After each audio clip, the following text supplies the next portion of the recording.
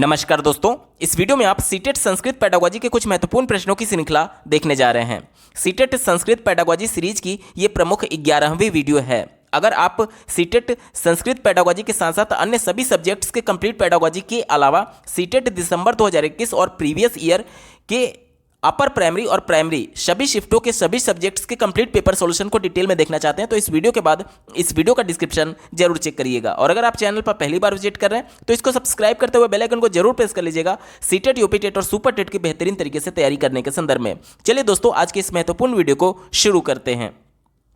पहला प्रश्न पूछा गया है, कश्चिद अध्यापकः अर्ध पाठ्यम उच्च स्वरेण पठति, यानी कि कोई अध्यापक है जो पाठ है उसका आधा भाग, देखिए आधे भाग की बात की गई, आधा भाग उच्च स्वर में पढ़ते हैं, ठीक है। तदा समूहबद्धान छात्रान स्वयं समापयुतम कथयति, उसके बाद से वह बच्चों को समूह में यानी ग्रुप में बांट देते हैं और जो आधा भाग उन्होंने पढ़ा था उसका पूरा करने के लिए यानी कि समाप्त करने के लिए वो कहते हैं, ठीक है। आगे पढ़िए, ऐसा कीदृशी प्रयोगः, यानी कि जो शिक्षक है वो किस का प्रयोग किया जा रहा है, ये हमसे पूछा जा रहा है किस प्रविधि का प्रयोग किया जा रहा है, ठीक है। देखिए यहाँ पर एक कहानी मान लीजिए, तो कहानी का आधा पार्ट टीचर के द्वारा बोल करके बताया गया और उसके बाद से उन्होंने बच्चों को, कक्षा के बच्चों को ग्रुप में बांट दिया और बोला कि आप आधे कहानी का पूरा भाग कंप्लीट करिए, यानी जो आधा भाग है उसको कंप्लीट करिए, उसको समाप्त करिए। तो ये क्या है, तो देखिए बच्चे अपने अनुभव के आधार पर, क्योंकि प्रत्येक बच्चे जब ग्रुप में बटे होंगे तो प्रत्येक ग्रुप अपने अपने अनुभव और प्रत्येक ग्रुप में जो जितने भी मेंबर्स होंगे वो अपने अपने एक्सपीरियंस के आधार पर कहानी को कंप्लीट कर रहे होंगे। कोई कुछ अलग कहानी बना सकता है, कोई कुछ अलग कहानी बना सकता है कि अगली घटना ये हुई होगी। तो यहां पर क्या है, बच्चे अपने अनुभव का प्रयोग कर रहे हैं, तो ये क्या है, अनुभवात्मक प्रयोग। ऑप्शन नंबर 1 इसका बिल्कुल एप्रोप्रिएट होगा।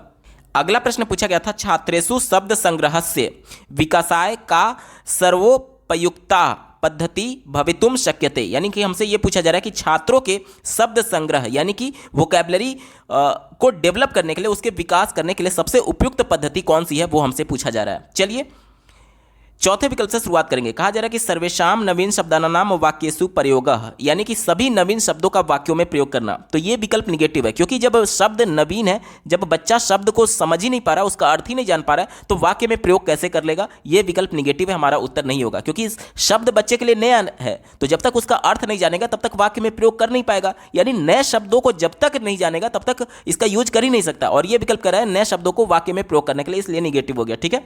तीसरा देखिए, प्रत्येकम नवीन शब्द से अर्थाय शब्दकोश से प्रयोगः, यानी कि प्रत्येक नवीन शब्द के लिए कहा जा रहा है कि शब्दकोश का प्रयोग किया जाए। तो ये काफी हद तक पॉजिटिव जरूर है, बावजूद इसके निगेटिव है। मैं यहां पर जब दूसरे और तीसरे विकल्प को एक साथ मैं यहां पर एक्सप्लेन करने की कोशिश करूंगा, इसलिए मैं स्टार लगा रहा हूं, ठीक है। पहला विकल्प देख लेते हैं। कहा जा रहा है कि विलोम शब्दानाम तथा पर्यायवाची शब्दानाम कंठस्थीकरणम, यानी कि क्या हो जाएगा, रटने की बात की जा रही है, कंठस्थ करने की बात की जा रही है। तो एनसीएफ 2005 और राष्ट्रीय शिक्षा नीति 2020 दोनों रटने, याद करने, कंठस्थ करने को हमेशा निगेटिव मानता है। क्यों? क्योंकि बच्चे ज्ञान के निर्माणकर्ता होते हैं, उसको रटते नहीं हैं, खुद करके सीखते हैं, निर्माणकर्ता होते हैं, ना कि रट करके। तो ये विकल्प निगेटिव हो गया, हमारा उत्तर नहीं होगा। दूसरा विकल्प देखिए, कहा जा रहा है कि दत्त प्रकरणेन नवीन शब्दानाम अर्थानुमानम, यानी कि जो होमवर्क बच्चे को दिया जा रहा है या फिर जो कुछ भी गतिविधि दिया जा रहा है, मतलब दत्त मतलब कि देना, और प्रकरण यानी कि जो प्रक्रिया प्रकरण दिया गया उस सेंस में, उसमें जो नवीन शब्द आ रहे हैं उसका अर्थ अनुमान लगाने की बात की जा रही है, ये ज्यादा एप्रोप्रिएट है। यहां पर देखिए तीसरा वाला जो था, कहा जा रहा था कि प्रत्येक नवीन शब्द के अर्थ के लिए शब्दकोश यानी कि डिक्शनरी का प्रयोग करने के लिए कहा जा रहा था। मान लीजिए मैं आपसे कम्युनिकेट कर रहा हूं, या फिर आप किसी दूसरे बंदे से कम्युनिकेट कर रहे हैं, तो अगर अगले बंदे ने आपको कोई नया शब्द बोला जिसके बारे में आप नहीं जानते हैं, तो क्या आप कम्युनिकेशन छोड़ करके दौड़ के भाग करके डिक्शनरी लेकर के जाएंगे कि इसमें इसका मीनिंग क्या है? नहीं जाते हैं। आप क्या करते हैं कि जब वो बंदा कम्युनिकेट कर रहा होता है, मुझसे बातें कर रहा होता है, तो उसके संदर्भ में, यानी कि एक वर्ड का मीनिंग मुझे समझ में नहीं आया, लेकिन वो पूरा जो संदर्भ जिस मुद्दे पर बात कर रहा था उससे हम लोग अनुमान लगा रहे होते हैं कि आखिर इस एक पर्टिकुलर शब्द का मतलब क्या है। या फिर इसी प्रकार से जब हम लोग कोई कहानी पढ़ रहे होते हैं या फिर कोई लेख पढ़ रहे होते हैं अंग्रेजी में या फिर संस्कृत में,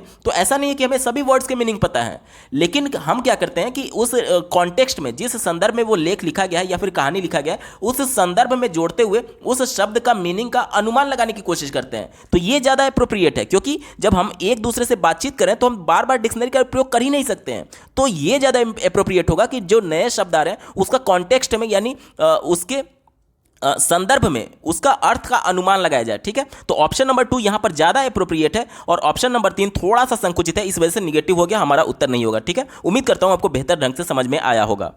अगला प्रश्न पूछा गया था बहुभाषीयता संसाधन रूपे प्रयोक्तव्या यतः, यानी कि हमसे यह बोला जा रहा है कि जो बहुभाषिकता होती है एनसीएफ 2005 उसको एक संसाधन के तौर पर देखता है, तो किस प्रकार से उसको एक संसाधन के तौर पर प्रयुक्त किया जा सकता है, यह हमसे पूछा जा रहा है। ठीक है, बहुभाषिकता के बारे में थोड़ा सा जान लेते हैं। देखिए, एक कक्षा में अलग अलग सांस्कृतिक पृष्ठभूमि से आए हुए बालक हो सकते हैं, हो सकता है कि अलग अलग राज्यों से भी आए हुए बालक हो सकते हैं, जैसे कि कोई पंजाब से आया होगा तो उसकी मदर टंग पंजाबी होगी, कोई उड़ीसा से आया होगा तो उसकी मदर टंग उड़िया होगी, कोई साउथ से आया होगा तो तमिल तेलुगु मलयालम में से कोई भी हो सकती है, और अगर उत्तर प्रदेश का बालक है तो उसकी मदर टंग हिंदी हो सकती है, और कोई बहुत अगर दूर दराज के इलाकों से गांव देहात से जुड़ा हुआ है तो उसकी मदर टंग भोजपुरी भी हो सकती है। तो बहुभाषिकता ये कहता है कि बच्चे की जो भी मदर टंग है उसको आप कक्षा में उसी मदर टंग में यानी उसकी अपनी मातृभाषा में बोलने का मौका दीजिए, ताकि वो बच्चा एक तरीके से सहज उस माहौल को एक्सेप्ट कर पाए। क्योंकि अगर आप उसको बाउंड कर देंगे कि आप कॉलेज की या फिर स्कूल की जो भाषा है, कम्युनिकेशन की लैंग्वेज है, उसमें केवल कम्युनिकेट करिए, तो बच्चा अगर उसमें कंफर्टेबल नहीं है तो जाहिर सी बात है अपने आप को एक्सप्रेस नहीं कर पाएगा, और इससे उसमें संकोच की भावना उत्पन्न होगी और धीरे धीरे वो असहज होने लगेगा, अनकंफर्टेबल होने लगेगा उस इन्वायरमेंट में। यानी बहुभाषिकता ये कहती है कि बच्चे की मातृभाषा से शुरू होकर के, बच्चा भले ही भोजपुरी क्यों ना बोल रहा हो, उसको भोजपुरी में बोलने दीजिए और धीरे धीरे उसको विद्यालय की औपचारिक भाषा के साथ अन्य भाषाओं के संपर्क में आने से वो अन्य भाषाओं को सीखेगा। ये होता है बहुभाषिकता। ठीक है, चलिए इसी को ध्यान में रख करके उत्तर ढूंढेंगे।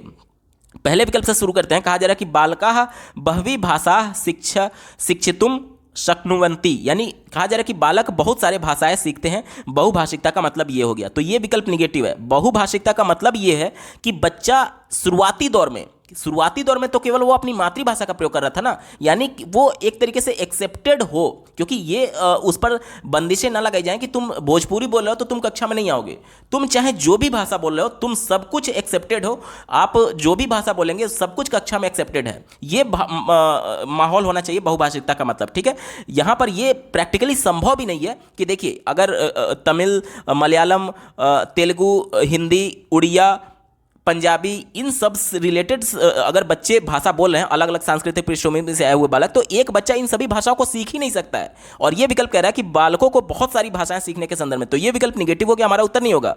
दूसरा देखिए, शिक्षका बहवी भाषा शिक्षितुम शक्नुवन्ति, यानी ये शिक्षकों को बहुत सारी भाषाएं सीखने की बात कर रहा था, तो ये भी विकल्प निगेटिव है। देखिए, बाल केंद्रित शिक्षा में शिक्षक की तो बात ही नहीं होनी चाहिए, जो भी करके सीखेगा वो बालक करके सीखेगा। ठीक है, तो यहां पर शिक्षक को बहुत सारी भाषाएं सिखाने की बात की जा रही थी, जो कि विकल्प निगेटिव हो गया। चौथा देखिए, बालकाः बहुविभी भाषा भी भ्रमिता भवन्ति, यानी कि बहुत भाषा बच्चों को भ्रमित करते हैं, करने के सेंस में, उस सेंस में कहा गया, तो ये भी विकल्प निगेटिव है। क्योंकि अगर बहुत ज़्यादा भाषा अगर बच्चे को भ्रमित कर रहे होते तो बहुभाषिकता का कॉन्सेप्ट ही नहीं आता, यानी प्रत्येक बच्चे को अपनी मदर टंग का प्रयोग करने का मौका ही नहीं दिया जाता कक्षा में, जो कि गलत है। चौथे विकल्प में इसको भ्रम की स्थिति बताई गई थी, तो ये इसलिए ये निगेटिव हो गया। एक ही विकल्प बच्चा ऑप्शन नंबर 3 देखिए, प्रत्येकम बालकः सुरक्षितः स्वीकृतश्च मन्यते, यानी कि प्रत्येक बालक जो है वो सुरक्षित और स्वीकृत महसूस कर पाए। बहुभाषिकता का उद्देश्य यही होता है। स्वीकृत कैसे? अब बच्चा चाहे कोई भी मदर टंग क्यों ना प्रयोग कर रहा हो, चाहे उड़िया, पंजाबी, भोजपुरी, हिंदी,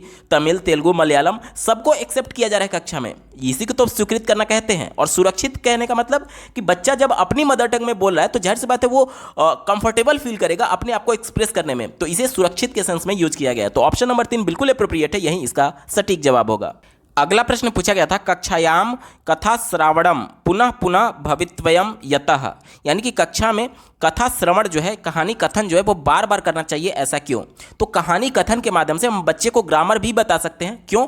क्योंकि बच्चे को संदर्भ में जोड़ करके ग्रामर पढ़ाया जाता है। ऐसा नहीं है कि बच्चे को नाउन अलग बताया जाएगा, काल अलग पढ़ाया जाएगा। ये अपर प्राइमरी की जब बात आती है तो बच्चे को जो कहानी पढ़ाया जा रहा है उसी के माध्यम से उसको ग्रामर के विभिन्न रूल्स भी बताए जाते हैं। जैसे कि काल बच्चे को पढ़ाना है तो बच्चे को कहानी बताया जाएगा कि एक समय में एक राजा था, तो ये पूरा कहानी के माध्यम से बच्चे को बताया जाएगा कि ये घटना चूंकि घट चुकी है इसलिए ये पास्ट टेंस होगा। इसी के बाद से बच्चे को सब्जेक्ट के बारे में, नाउन के बारे में, वर्ब के बारे में कहानी के माध्यम से ही बताना है, अलग से नहीं बताना है। तो यानी कहानी कथन बार बार क्यों किया जाता है? क्योंकि ये समग्र भाषा को एक रूप में प्रस्तुत करता है। ऑप्शन नंबर 3 यहां पर बिल्कुल सटीक जवाब हो जाएगा, समग्रतया भाषा प्रस्तौति। ऑप्शन नंबर 3 यहाँ पर बिल्कुल अप्रोप्रिएट होगा। अगला प्रश्न पूछा गया था भाषा अधिग्रहणस्य अर्थः अस्ति, यानी कि भाषा के अधिग्रहण का अर्थ क्या है।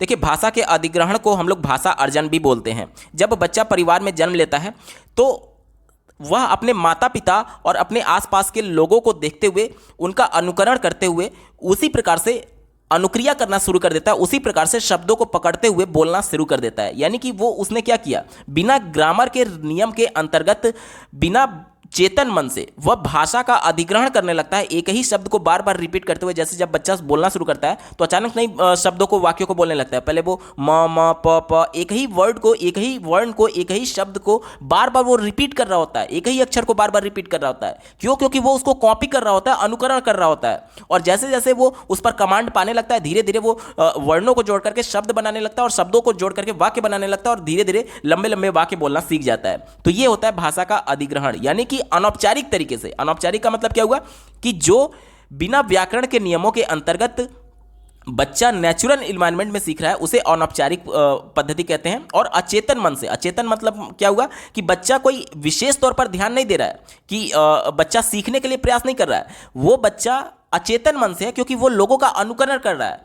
अब देखिए, सचेत तब होता है जब बच्चे को व्याकरण के नियमों के अंतर्गत और बिल्कुल जिस प्रकार से विद्यालय में पढ़ाया जाता है औपचारिक विधि से, उस तरीके से सचेत मन होता है। वहां पर बच्चा खेल में भी खेल रहा है तो जो बड़े लोग बोल रहे हैं उसका अनुकरण कर रहा है। तो ये क्या होता है, अनौपचारिक विधि से बच्चा अचेतन मन से उस भाषा का अधिग्रहण कर रहा होता है, शिक्षण कर रहा होता है। तो ऑप्शन नंबर 2 में इसी की बात की गई है। अनौपचारिक परिवेशे अचेतन रूपे अप्रयासम भाषाया शिक्षणम, इसी को हम लोग बोलते हैं भाषा अधिग्रहण या फिर भाषा अर्जन। विकल्प नंबर 2 बिल्कुल एप्रोप्रिएट है और यही इसका सटीक जवाब होगा। अगला प्रश्न पूछा गया था शिक्षकः तृतीया कक्षायाः छात्रान् निर्दिशन्ति एव ते प्रदत्त कार्याणि अनुसरन्ति अध्यापकः अंगीकरोति, यानी कि शिक्षक जो है वो तीसरे कक्षा के छात्रों को निर्देश देता है, कुछ अपने बॉडी लैंग्वेज से इंस्ट्रक्शन देता है और छात्र क्या करते हैं, उसी इंस्ट्रक्शन को फॉलो करते हैं, उसी कार्य को फॉलो करते हैं। तो अध्यापक क्या कर रहा है, ध्यान से समझिएगा।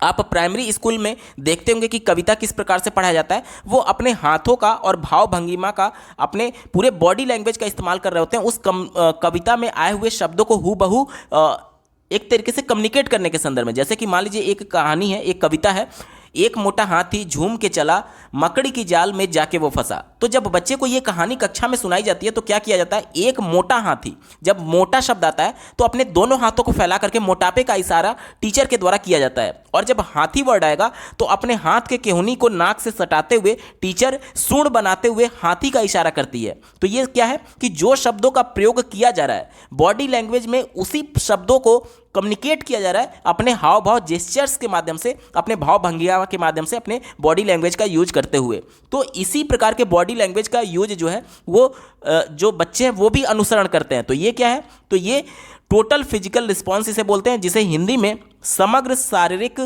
प्रतिक्रिया उपागम बोलते हैं। ऑप्शन नंबर 2 समग्र शारीरिक प्रतिक्रिया उपागम इसका बिल्कुल सटीक जवाब हो जाएगा। इसका फायदा क्या होता है, देखिए आज हम लोग समावेशी कक्षा की बात करते हैं जिसमें ऐसे बालक भी हैं जो सुन नहीं सकते, देख नहीं सकते, बोल नहीं सकते।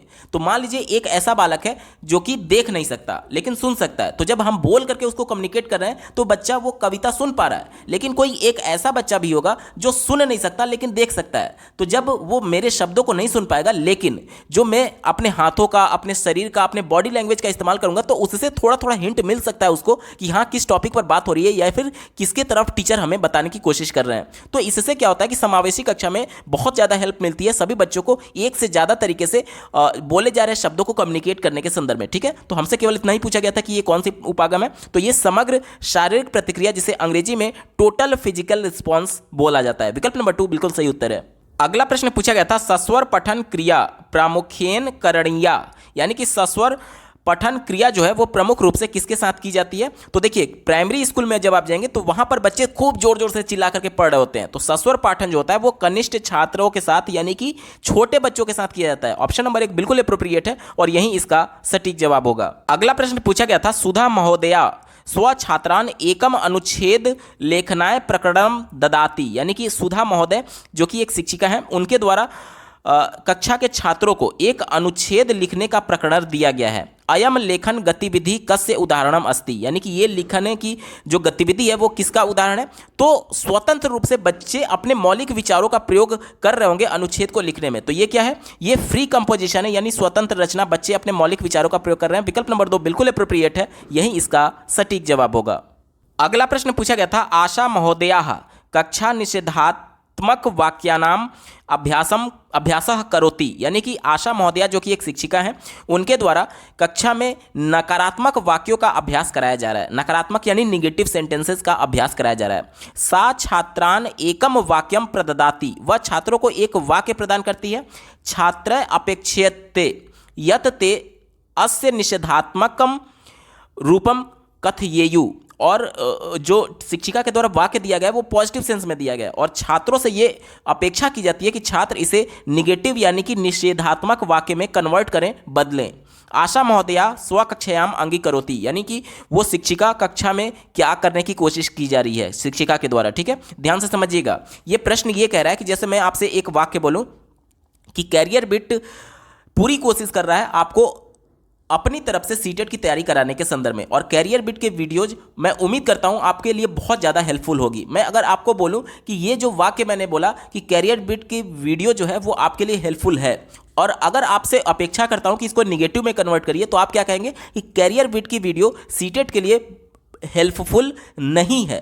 तो यहां पर देखिए मैंने पॉजिटिव सेंस में बोला और नहीं लगा करके निगेटिव नकारात्मक वाक्यों में शिक्षिका के द्वारा बोलने के लिए बोला गया। यही काम वहां पर भी किया जाता है कक्षा में, जो मैंने वाक्य पॉजिटिव बोला उसी को निगेटिव में बोलने की बात की गई थी। तो ये क्या है, ये मैंने सकारात्मक वाक्य बोला था और उसका रूपांतरण आपने किस में कर दिया, नकारात्मक वाक्यों में। तो ये क्या है, ये वाक्यों का रूपांतरण है, सकारात्मक से नकारात्मक। ऑप्शन नंबर 2 में इसी की बात की गई है, रूपांतरण अभ्यासः। विकल्प नंबर 2 यहां पर बिल्कुल एप्रोप्रिएट है और यही इसका सटीक जवाब होगा।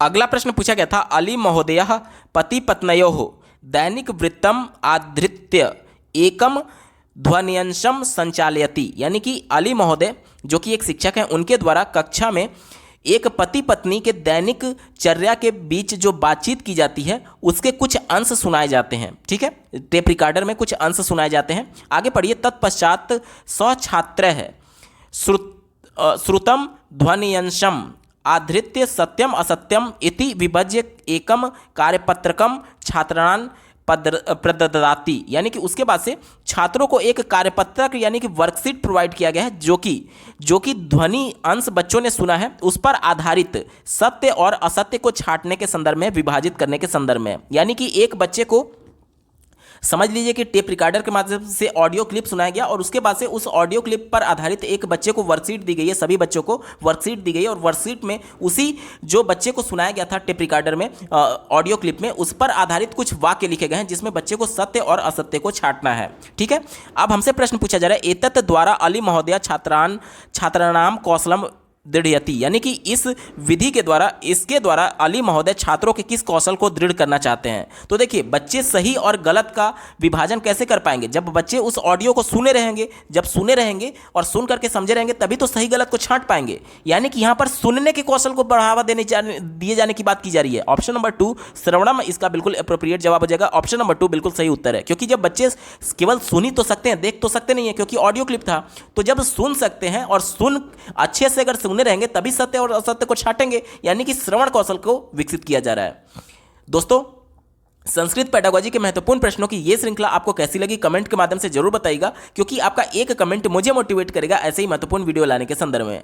अगर आप सीटेट अपर प्राइमरी और प्राइमरी के सभी सब्जेक्ट्स के कंप्लीट पेडागोजी के अलावा अपर प्राइमरी और प्राइमरी सीटेट दिसंबर 2021 और प्रीवियस ईयर सभी शिफ्टों के कंप्लीट पेपर सॉल्यूशन के डिटेल में देखना चाहते हैं तो इस वीडियो के बाद इस वीडियो का डिस्क्रिप्शन जरूर चेक करिएगा। और अगर आप चैनल पर पहली बार विजिट कर रहे हैं तो इसको सब्सक्राइब करते हुए बेल आइकन को जरूर प्रेस कर लीजिएगा सीटेट, यूपी टेट और सुपर टेट की बेहतरीन तरीके से तैयारी करने के संदर्भ में। इस वीडियो को देखने के लिए आपका बहुत बहुत धन्यवाद। भगवान करे आपका दिन शुभ हो।